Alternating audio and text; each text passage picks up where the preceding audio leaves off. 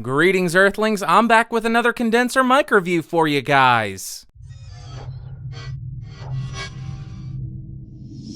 So today I'm reviewing this guy, the Blue Baby Bottle SL. If you are interested in picking this microphone up, it will set you back around $400. Like always, I'll throw some links down below. For this review, the mic's connected to the 2i2 2nd gen, 48 volts on, and my gain at around 30%. I'm not going to do any post-processing, but I will boost the audio in post to make sure it's listenable, so check the doobly-doo for that information. Now let's talk about what comes in the box. Jesus. God, that one was way too close. I swear to God, they are fighting back.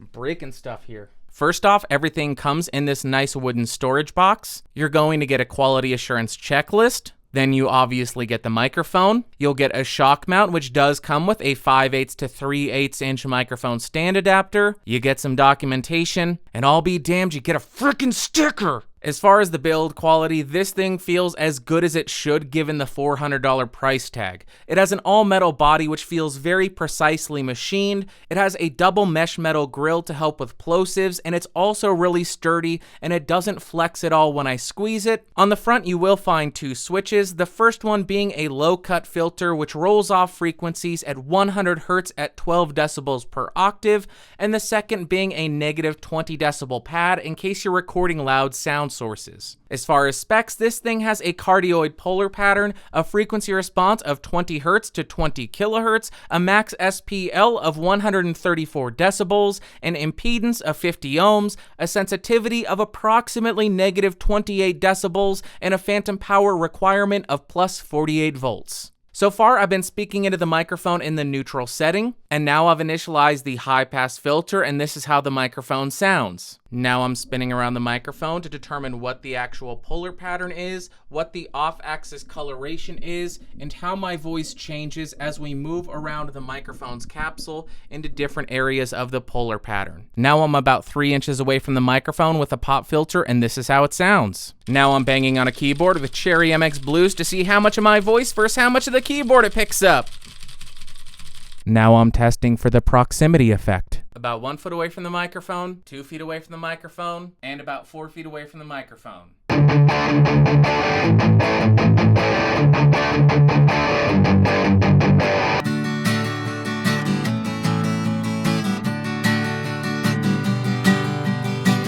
I'm running out of things to say when I test these mics out.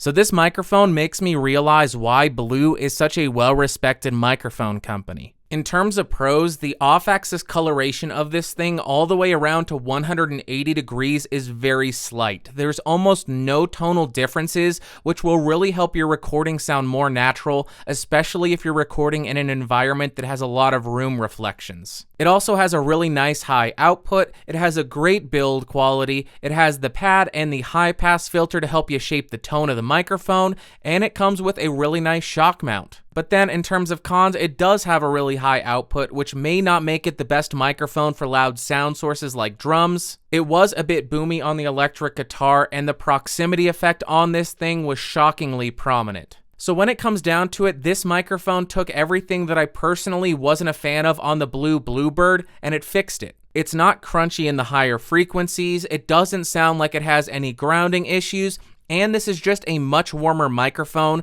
which just suits my personal preference. So when it comes to the overall sound, as I already mentioned, it was a bit boomy on the electric guitar, but that could be resolved by switching on the high pass filter, moving the mic closer to the cone, or backing the microphone up from the cabinet. On the acoustic guitar, this microphone sounded really full and warm and well balanced and just all around really natural. And then on the voice, I think that's where this microphone really starts to shine. You just get an overall smooth sound that's really pleasing to listen to. You get a neutral low end, you get a more forward mid section, which I personally am a big fan of, and then you get a transparent high section that adds clarity without adding any harsh frequencies. So I would 100% recommend this microphone because if you couldn't tell, this is hands down my favorite microphone from Blue that I've tested so far. And if you're looking for a microphone that doesn't have that modern, over-bright sound that can be grating or harsh, I think this is a great mid to high level microphone option for you.